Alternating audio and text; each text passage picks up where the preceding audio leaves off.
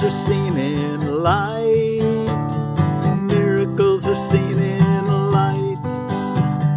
Miracles are seen in light, and light and strength are one.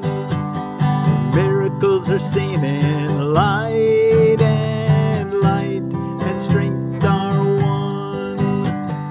Miracles are seen in light, and light and strength are one. Miracles are seen in light, and light and strength are one. Well, thank you all so much for joining me today and studying A Course in Miracles. We're studying from the publication Foundation for Inner Peace. And I think it's, there is a Foundation for Inner Peace version that's different, a little bit different. This is the 92 edition, I believe. Anyway, of these newer, anyone after 1992 should all be the same. And we are ready for lesson 111 in the workbook for students. And this is starting review number 3. So miracles are seen in light, and light and strength are one is what we'll be contemplating today. Let's read about the review number 3 first, Introduction. Our next review begins today. We will review, and I'm Miracle Willie, forgiveness teacher from the Ozarks, for any of you that might be joining with me new. Here on Saturday here in 2024, April the 20th. Our next review begins today. We will review 2 recent lessons every day for 10 successive days of practicing. We will observe a special format for these practice periods that you are urged to follow just as closely as you can. We understand, of course, that it may be impossible for you to undertake what is suggested here as optimal each day and every hour of the day. Learning will not be hampered when you miss a practice period because it is impossible at the appointed time. Nor is it necessary that you make excessive efforts to be sure you catch up in terms of numbers. Rituals are not our aim and would defeat our goal. But learning will be hampered when you skip a practice period because you are unwilling to devote the time to it that you are asked to give. Do not deceive yourself in this. Unwillingness can be most carefully concealed behind a cloak of situations you cannot control. Learn to distinguish situations that are poorly suited to your practicing from those that you establish to uphold a camouflage for your unwillingness. Justifying, I don't have time, I got too many things I'm doing today. You can work it right into your busy schedule if you're willing to. These practice periods that you have lost because you did not want to do them for whatever reason should be done as soon as you have changed your mind about your goal. You are unwilling to cooperate in practicing salvation only if it interferes with goals you hold more dear. When you withdraw the value given them, allow your When you withdraw the value given your other goals, allow your practice periods to be replacements for your litanies to them. When you withdraw the value given them, allow your practice periods to be replacements for your litanies to them. And litanies, a series of petitions. So again on that sentence, when you withdraw the value given them, allow your practice periods to be replacements for your litanies to other values, other goals. They gave you nothing, but your practicing can offer everything to you. And so accept their offering and be at peace. The format you should use for these reviews is this. Devote 5 minutes twice a day, or longer if you would prefer it, to considering the thoughts that are assigned. Read over the ideas and comments that are written down for each day's exercise, and then begin to think about them while letting your mind relate them to your needs, your seeming problems, and all your concerns. Now, instead of 5 minutes at the beginning of every hour, he just wants us to take 5 minutes or more in the morning and then in the evening. And we'll do something else during the day. Let's think about this. Place the idea within your mind and let your mind use them as it chooses. Give it faith that it will use them wisely, being helped in its decision by the one who gave the thoughts to you, the Holy Spirit. What can you trust but what is in your mind? Have faith in these reviews. The means the Holy Spirit uses will not fail. The wisdom of your mind will come to your assistance. Give direction at the outset, then lean back in quiet faith and let the mind employ the thoughts you gave as they were given you for it to use. So, give some direction at the beginning, say your lesson, and the associated sentence or two that's with the lesson, and then think about it a moment, and then he says just step back and let the Holy Spirit in your mind teach you. You have been given them in perfect trust, in perfect confidence that you would use them well, in perfect faith that you would see their messages and use them for yourself. Offer them to your mind in that same trust and confidence and faith. It will not fail. It is the Holy Spirit's chosen means for your salvation. Since it has His trust, His means must surely merit yours as well. We emphasize the benefits to you if you devote the first 5 minutes of the day to your reviews, and also give the last 5 minutes of your waking day to them. If this cannot be done, at least try to divide them so you undertake one in the morning and the other in the hour just before you go to sleep. So preferably he would like to take the last 5 minutes and the first 5 minutes of the day reviewing the lesson. If you can't do it at the very first and the very last 5 minutes, at least do one as early as you can in the morning. I would encourage you, just as soon as you get up, just try to think of your lesson as you're walking to the bathroom or get a drink of water, whatever you do first thing in the morning. Try to think as even before your feet touch the floor.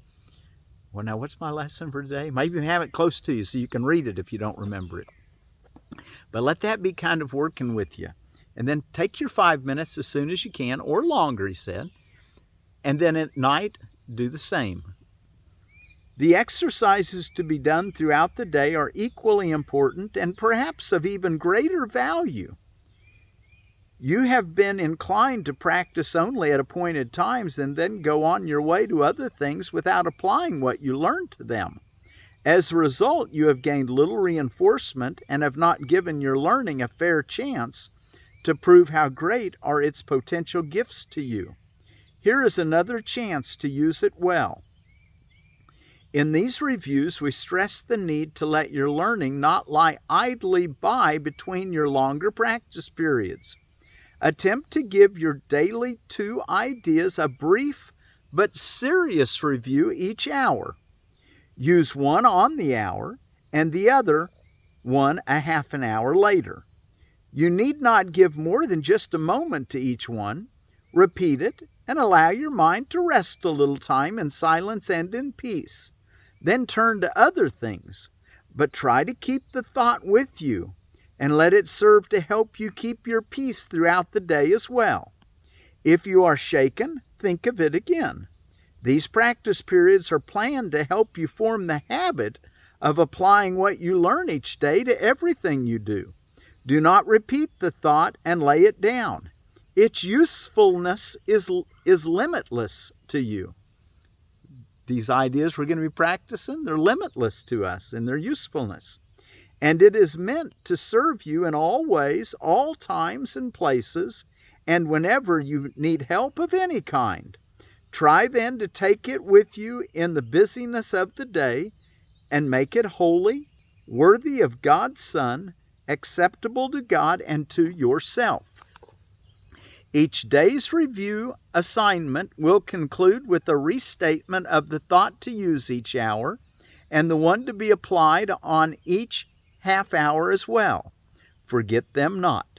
The second chance with each of these ideas will bring such large advances that we come from these reviews with learning gains so great, we will continue on more solid ground, with firmer footsteps and with stronger faith. Do not forget how little you have learned. Do not forget how much you can learn now. Do not forget your Father's need of you. As you review these thoughts He gave to you. What a nice little thought there. Do not forget how little you have learned. Do not forget how much you can learn now. Do not forget your Father's need of you to spread His word. As you review these thoughts He gave to you. Okay, now our first review will be a review of Lesson 91, and then also 90. In Lesson 111, the morning and evening review will be Miracles Are Seen in Light, which is Lesson 91, and Lesson 92, Miracles Are Seen in Light, and Light and Strength are one.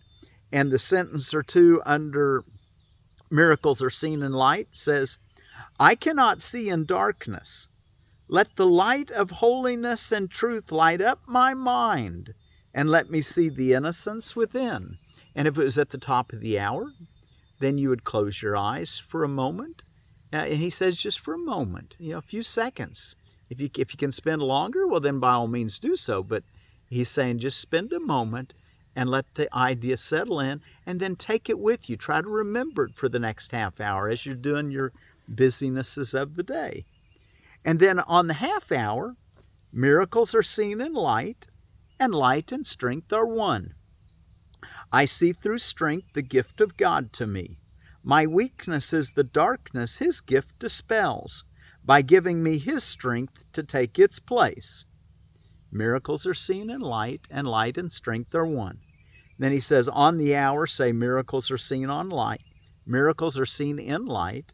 And on the half hour, miracles are seen in light, and light and strength are one. And we'll come back and review that briefly before we close. Let's go look in our text reading now.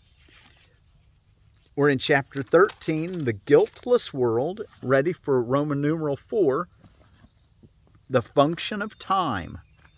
And as you're turning there, let's see what's going on around the world. It's Ridvan, which is a Baha'i celebration, the Ridvan, and it's a 12-day festival of the manifestation of God in Baha'u'llah. So for you Baha'is, happy Ridvan. 420 Day, also known as Weed Day, which is genus cannabis, and the two different species that are generally cultivated are sativa, which is kind of an uplifting cannabinoid, and then indica, which is more of a suppressant or pain-relieving species. And they usually are crossed, one being more indica dominant or one being more sativa dominant. Auctioneer's Day, Chinese Language Day, so we'll use the word in Chinese for peace, which is Hépíng. So Hépíng be with you.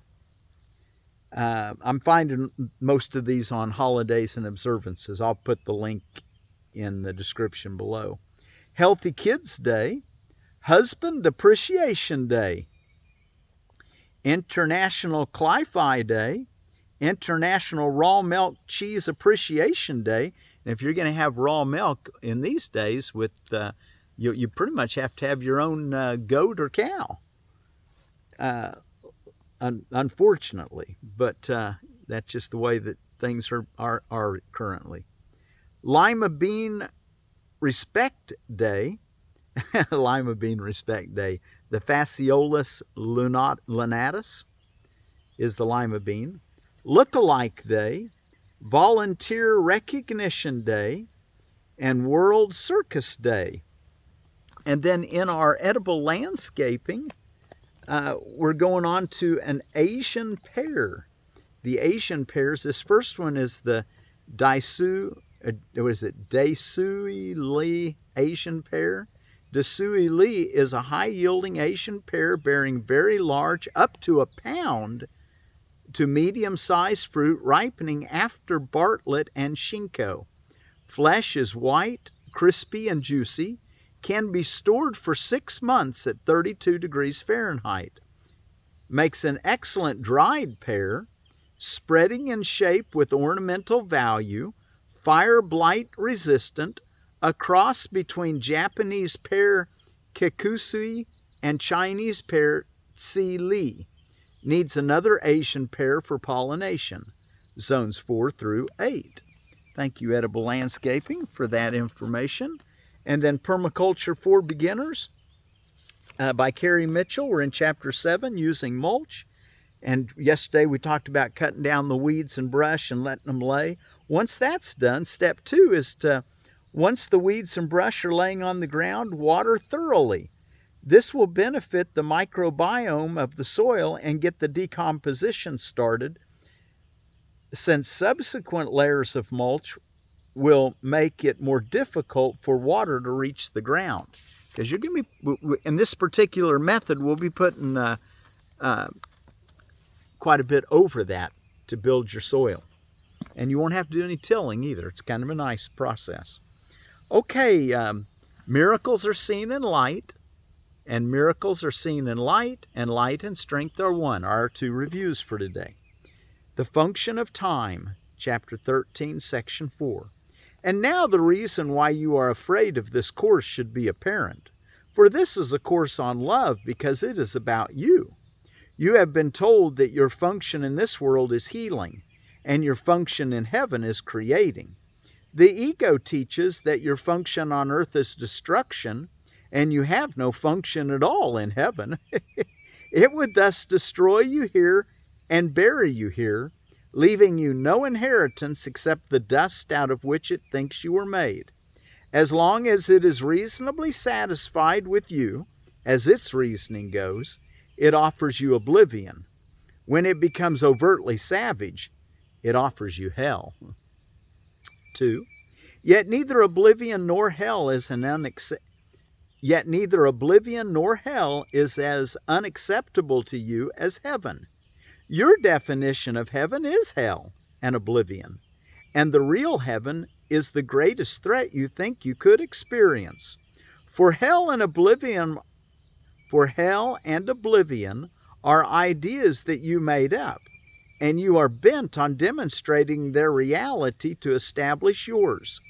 If their reality is questioned, you believe that yours is, for you believe that attack is your reality, and that your destruction is the final proof that you were right. Paragraph 3. Under the circumstances, would it not be more desirable to have been wrong, even apart from the fact that you were wrong? While it could perhaps be argued that death suggests there was life, no one would claim that it proves there is life. Even the past life that death might indicate could only have been futile if it must come to this, and needs this to prove that it was at all. You question heaven, but you do not question this. Yet you could heal and be healed if you did question it. And even though you know not heaven, might it not be more desirable than death? You have been as selective in your questioning as in your perception. An open mind is more honest than this. An open mind is more honest.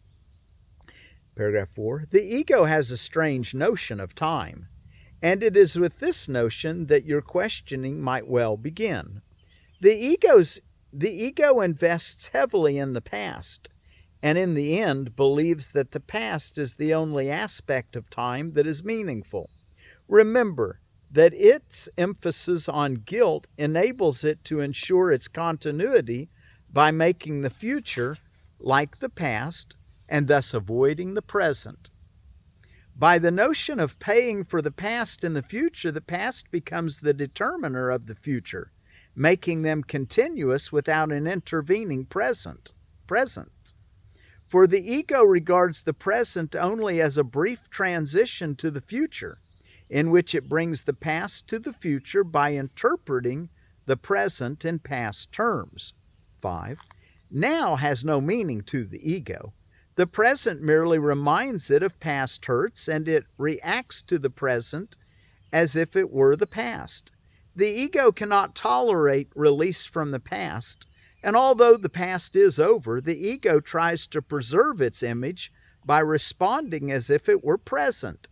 It dictates your reactions to those you meet in the present from a past reference point, obscuring their present reality. In effect, if you follow the ego's dictates, you will react to your brother as though he were someone else, and this will surely prevent you from recognizing him as he is. And you will receive messages from him out of your own past, because by making it real in the present, you are forbidding yourself to let it go. You thus deny yourself the message of release that every brother offers you now. 6. The shadowy figures from the past are precisely what you must escape. They are not real and have no hold over you unless you bring them with you. They carry the spots of pain in your mind, directing you to attack in the present in retaliation for a past that is no more. And this decision is one of future pain. Unless you learn that past pain is an illusion, you're choosing a future of illusions and losing the many opportunities you could find for release in the present. The ego would preserve your nightmares and prevent you from awakening and understanding they are past. Would you recognize a holy encounter if you are merely perceiving it as a meeting with your own past? For you would be meeting no one, and the sharing of salvation, which makes the encounter holy, would be excluded from your sight. The Holy Spirit teaches that you always meet yourself, and the encounter is holy because you are. The ego teaches that you always encounter your past, and because your dreams are not holy, the future cannot be, and the present is without meaning. Paragraph 7. It is evident that the Holy Spirit's perception of time is the exact opposite of the ego's. The reason is equally clear, for they perceive the goal of time as diametrically opposed. The Holy Spirit interprets time's purpose as rendering the need for time unnecessary. He regards the function of time as temporary, serving only his teaching function, which is temporary by definition. His emphasis is therefore on the only aspect of time that can extend to the infinite. For now is the closest approximation of eternity that this world offers. It is in the reality of now, without past or future, that the beginning of the appreciation of eternity lies. For only now is here, and only now presents the opportunities for the holy encounters in which salvation can be found. Paragraph 8. The ego, on the other hand, regards the function of time as one of extending itself in place of eternity, for like the Holy Spirit, the ego interprets the goal of time as its own. The continuity of past and future under its direction is the only purpose the ego perceives in time, and it closes over the present so that no gap in its own continuity can occur.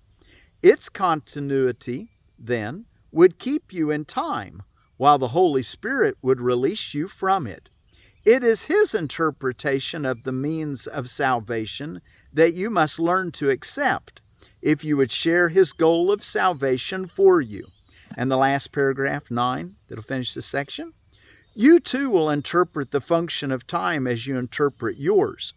If you accept your function in the world of time as one of healing, you will emphasize only the aspect of time in which healing can occur. Healing cannot be accomplished in the past. It must be accomplished in the present to release the future. This interpretation ties the future to the present and extends the present rather than the past.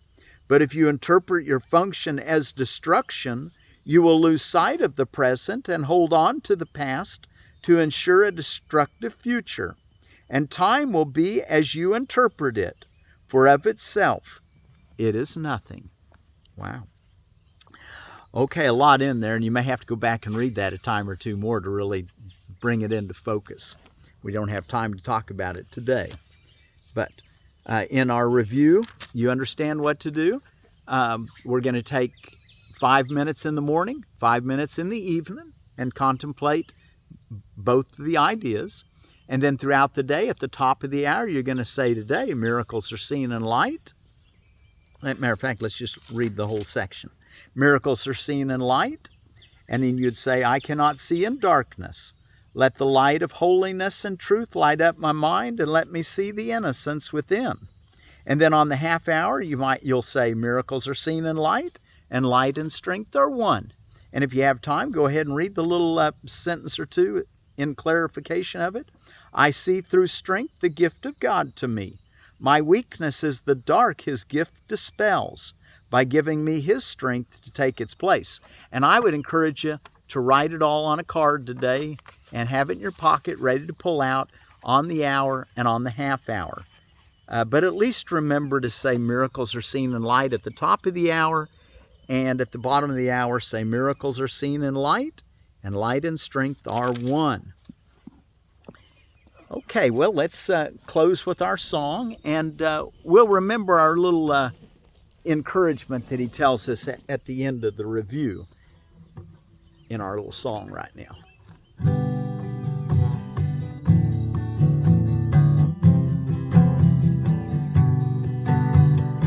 Do not forget how little you have learned. Do not forget how much you can learn now. Do not forget your Father's need of you.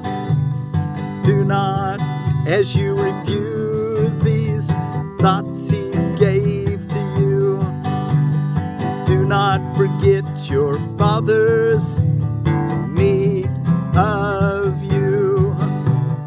As you review these thoughts He gave to you, miracles are seen in light.